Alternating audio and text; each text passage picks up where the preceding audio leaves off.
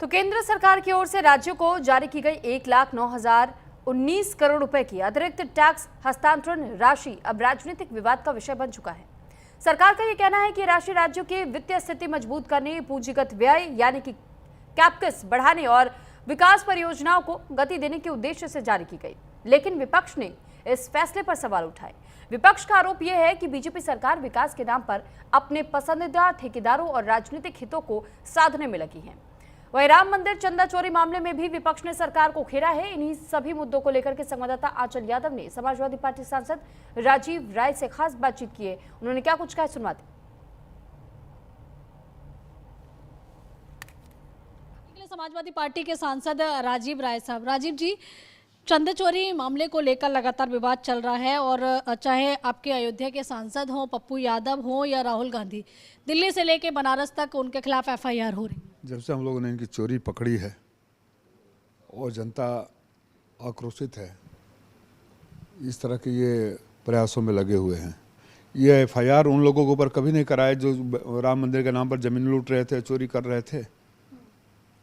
इसीलिए भगवान राम ने वहाँ से अयोध्या से अवधेश प्रसाद जी को जिताकर भेजा है कि इनको शर्म है। अभी भी बेशर्मों को शर्म नहीं आ रही है। वहीं हम देख रहे हैं कि नीति आयोग की रिपोर्ट आई है जिसमें ये बताया गया कि तकरीबन देखिए 94,000 जो है इस तरीके से सरकारी स्कूल जो है वो बंद किए गए।